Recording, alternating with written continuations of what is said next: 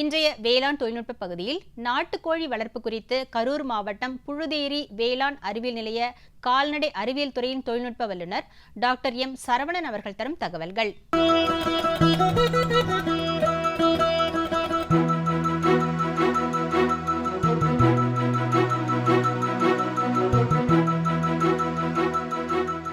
பொதுவாக நம்ம கிராமப்புறத்தில் கால்நடைகள் சரி, மற்ற ஆடு மாடு வளர்ப்புலையும் சரி, கோழி வளர்ப்பு ஒரு முக்கிய பங்கு வகிக்கிறது.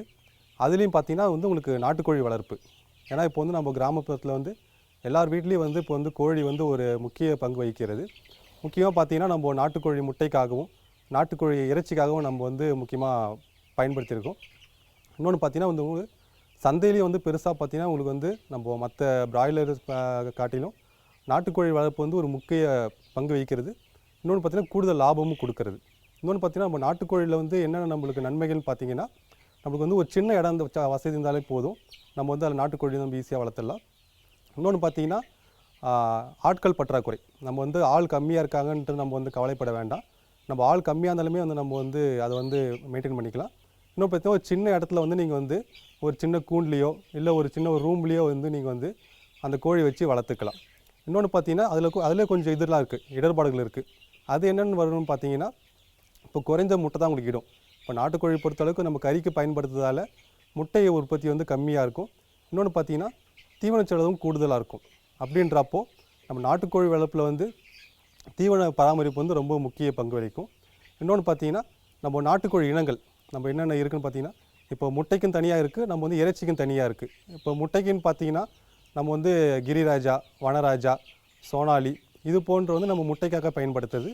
இறைச்சிக்குன்னு பார்த்தீங்கன்னா நம்மளுக்கு அசீல், சிறுவடை, பெருவடை, அப்புறம் கருங்கோழி இதெல்லாம் நம்ம இறைச்சிக்காக பயன்படுத்துறது. இதுலேயும் பார்த்தீங்கன்னா இப்போ நம்ம கரூர் மாவட்டத்தில் புதிதாக நம்ம புறக்கடை கோழி மற்றும் மேம்பாட்டு மையம் கரூர் மாவட்டத்தில் ஆரம்பிச்சிருக்காங்க. இன்னொன்று பார்த்தீங்கன்னா உங்களுக்கு தமிழ்நாட்டில் உங்களுக்கு முட்டைக்கும் கறிக்கும் ஒரு நல்ல தரமான கோழி குஞ்சு இல்லை உங்களுக்கு முட்டையும் தேவைன்னா நம்ம கோழி ஆராய்ச்சி நிலையம் மாதாவரத்தில் உங்களுக்கு கிடைக்கும். அதையும் மக்கள் பயன்படுத்திக்கலாம். இன்னொன்று பார்த்தீங்கன்னா நம்ம கரூர் மாவட்டத்தில் நம்ம வேளாண் அறிவியல் மையத்தில் ஒரு நாள் கோழி குஞ்சும் ஒரு மாத கோழி குஞ்சும் நம்ம விற்பனைகள் கொடுத்துட்டு வரோம்.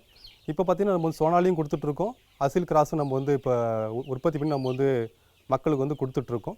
அதையும் நீங்கள் பயன்படுத்திக்கலாம். இன்னொன்று பார்த்தீங்கன்னா இப்போ கோழி குஞ்சு வளர்க்குறோம் அப்படின்னு பார்த்தீங்கன்னா அதில் முக்கிய பங்கு தீவன மேலாண்மை. நான் சொன்ன மாதிரி தீவன செலவு கூடுதலாக இருக்கும். அப்போ தீவனம் முக்கியமாக நம்ம எதுக்கு தரோம் பார்த்தீங்கன்னா அதோட உடல் உழைப்புக்கும், இன்னொன்று பார்த்தீங்கன்னா முட்டை உற்பத்திக்கும், இன்னொன்று பார்த்தீங்கன்னா கறி உற்பத்திக்கும். அப்படின்றப்போ நம்ம முட்டை உற்பத்திக்கு தனியாக நம்ம கோழி தீவனம் கொடுக்கணும். இன்னொன்று கறிக்குன்னு பார்த்தீங்கன்னா தனி கோழி தீவனம் கொடுக்கணும்.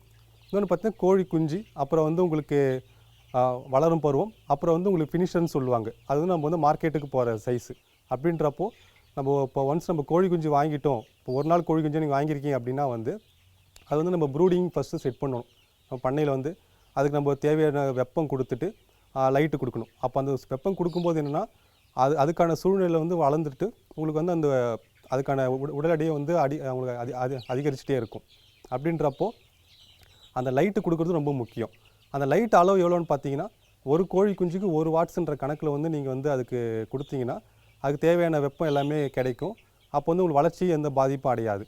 அப்படின்றப்போ அது உங்களுக்கு 1 மாதம் வரைக்கும் நீங்கள் கொடுக்கணும். இப்போ பனிக்காலம் இருக்குன்னா நீங்கள் அது நாள் கூட்டிங்கும் செஞ்சுக்கலாம். இல்லை வெயில் காலம் இருக்குது, ஆல்ரெடி உங்களுக்கு வெப்பம் அதிகமாக இருக்குன்னா நீங்கள் ஒரு நாளோட எண்ணிக்கையை நீங்கள் குறைச்சிக்கலாம். இன்னொன்று பார்த்தீங்கன்னா தீவனம் நீங்கள் ப்ரீ ஸ்டார்டர், ஸ்டார்டர், இல்லை ஃபினிஷர், இந்த மாதிரி உங்களுக்கு தனித்தனியாக ரகம் இருக்குது. அப்படின்றப்போ நீங்கள் பிறந்த ஒரு நாள் கோழி குஞ்சிலேருந்து 20 நாள் வரைக்கும் நீங்கள் ப்ரீ ஸ்டார்டர் நம்ம கொடுக்கணும்.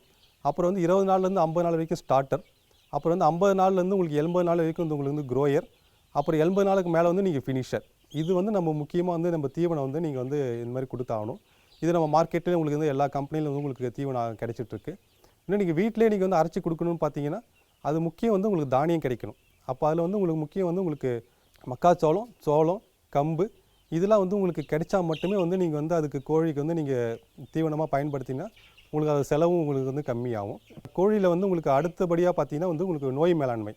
ஏன்னா பெரும்பாலும் கோழி இப்போ வளர்க்குறதுக்கு ஏன் பயப்படுறாங்கன்னு பார்த்தீங்கன்னா நோய் இறந்து போயிடும், எந்த பாதுகாப்பும் இல்லாமல் இருக்குன்றதால மக்கள் ஒரு அச்சத்தில் இருப்பாங்க.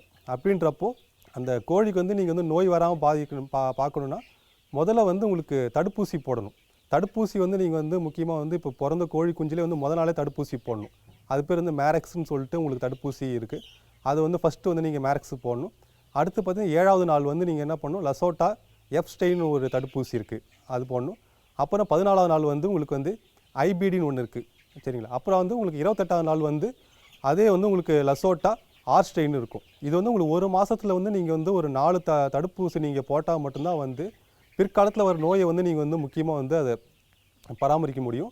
உங்களுடைய இழப்பு வந்து நீங்கள் வந்து குறைக்க முடியும். அப்படின்றப்போ தடுப்பூசி வந்து கோழி வளர்ப்பில் வந்து ஒரு முக்கிய பங்கு வகிக்கிறது. இப்போ அடுத்து நீங்கள் நோய் பற்றி பச்சாச்சு. அடுத்து பார்த்தீங்கன்னா வந்து உங்களுக்கு கொட்டகை மேலாண்மை. இப்போ வந்து முக்கியமாக வந்து நம்ம நாட்டுக்கோழினா வந்து வெளியிலே விட்டு வளர்ப்பாங்க அப்படின்ற ஒரு பின்பம் இருக்குது. அது மட்டும் இல்லாமல் நாட்டுக்கோழிக்கு வந்து நீங்கள் வந்து ஒரு பாதுகாப்பான இடம் வந்து கொடுக்கணும். அதாவது நீங்கள் வந்து ஒரு கூண்டில் வச்சு வளர்க்கலாம், இல்லை நீங்கள் இதுமாதிரி ஒரு ஷெட்டில் வச்சு வளர்க்கலாம். இன்னொன்று பார்த்தீங்கன்னா சில பேர் பஞ்சாரத்தில் போட்டு அடைப்பாங்க. அப்படின்றப்போ உங்கள் இடத்துக்கு தகுந்த போல் வந்து நீங்கள் வந்து அந்த வளர்ப்பு முறையை மாற்றிக்கிட்டால் மட்டும்தான் வந்து மற்ற விலங்குகிட்ட காப்பாற்ற முடியும். சில டைம் என்ன பண்ணால் நாய் பிடிச்சிட்டு போகும், இன்னொன்று கீரி புள்ள பிரச்சனை இருக்கும். அப்படின்றப்போ அந்த பிரச்சனைலாம் இல்லாமல் இருக்கிறதுக்கு வந்து நீங்கள் இப்போ அதுக்கு வந்து ஒரு கொட்டகை அமைச்சு கொடுத்தா மட்டும்தான் வந்து நீங்கள் அதை வந்து பாதுகாத்து நல்ல முறையில் வந்து பராமரிக்க முடியும். இன்னொன்று வந்து உங்களுக்கு சின்ன கோழி குஞ்சில் வந்து முக்கியமாக என்னென்ன நோய் வரும் பார்த்தீங்கன்னா வந்து நம்ம ஈக்கோலைன்னு சொல்லுவாங்க. அது வந்து நம்ம வச்சுக்கிற குடிக்கிற தண்ணியிலேருந்து பரவலாம், நம்ம வந்து தீவனத்துலேருந்து பரவலாம். அப்படின்றப்போ நம்ம குடி தண்ணி வைக்கும்போது என்னென்னா பிறந்த கோழி குஞ்சிலேருந்து ஒரு வாரத்துக்கு வந்து தண்ணி வந்து நல்லா சுட வச்சு அதை ஆற வச்சு அதுக்கப்புறம் அது கூட வந்து நீங்கள் நாட்டு சக்கரை போட்டு கொடுத்தீங்கன்னா உங்களுக்கு அந்த இழப்பு வந்து நீங்கள் வந்து தடுக்க முடியும். அடுத்து பார்த்தீங்கன்னா வந்து உங்களுக்கு பெரிய கோழி, இப்போ தாய் கோழிக்கெலாம் என்ன நோய் அதிகமாக வரும்னு பார்த்தீங்கன்னா இந்த வெள்ளை கழிச்சல், பச்சை கழிச்சல், இந்த அம்மை நோய், இதெல்லாம் வந்து ஒரு முக்கிய வந்து உங்களுக்கு கோழியில் வந்து வர பிரதானமான நோயாக இருக்குது. அதில் வந்து உங்களுக்கு வந்து உயிரிழப்பு அதிகமாக வரும். ஏன்னா வெள்ளை கழிச்சல் வந்து நீங்கள் தடுப்பூசி போட்டாலுமே உங்களுக்கு சுற்றிக்கிற இடம் வந்து நீங்கள் வந்து நல்லா பராமரிக்கலை அப்படின்னா வந்து அதில் இருக்கிற கிருமி வந்து உங்களுக்கு அந்த வெள்ளை கழிச்சல் நோயை வந்து உண்டாக்கும். அப்படின்றப்போ ஏதாவது ஒரு கோழியில் வெள்ளை கழிச்சல் நோய் இருக்குது அப்படின்னா வந்து முதல்ல தனிமைப்படுத்தணும். நிறைய பேர் வந்து தனிமைப்படுத்தாமல் என்ன பண்ணுறாங்க, மற்ற கோழிகிட்டே விட்டுருவாங்க. அப்படின்றப்போ உங்களுக்கு வந்து அது நோய் பரவறதுக்கு வந்து ரொம்ப வாய்ப்பு அதிகமாக இருக்கும். இந்த நோய் மேலாண்மை வந்து ஒரு பெரிய பங்கு வகிக்கிறது. இன்னொன்று பார்த்தீங்கன்னா காலத்துக்கு ஏற்ற மாதிரி பராமரிக்கணும். பனிக்காலன்றப்போ நீங்கள் வந்து நைட் டைமில் வந்து அதிகமாக அந்த சில்னஸ் வருது. அப்படின்றப்போ அதை வந்து நீங்கள் வந்து கட்டுப்படுத்துறதுக்கு ஷெட்டு சுற்றிலையும் வந்து ஒரு மறைப்பான நீங்கள் வந்து ஒரு இந்தமாரி ஒரு ஷீட்டு கட்டலாம். இப்போ என் பின்னாடி பார்த்தீங்கன்னா ஒரு ஷீட் இருக்கும், அந்தமாரி ஷீட்டு நீங்கள் கட்டிக்கலாம். அதை வந்து உங்களுக்கு வெப்பத்தை வந்து உள்ளே வச்சுருக்கும். இன்னொன்று பார்த்தீங்கன்னா கூடுதலாக நீங்கள் வந்து லைட்டு கொடுக்கலாம். நீங்கள் வந்து டியூப் லைட்டோ இல்லை வந்து குண்டு பல்போ அது வந்து நீங்கள் கோழி எண்ணிக்கை ஏற்றுக்க மாரி அதை நீங்கள் கொடுக்கும்போது என்னென்னா அதுக்கு வெப்பம் வந்து அதிகமாக கிடைக்கும். இன்னொன்று பார்த்தீங்கன்னா உங்களுக்கு அந்த குளிரால் வந்து வர நோயையும் கட்டுப்படுத்தலாம்.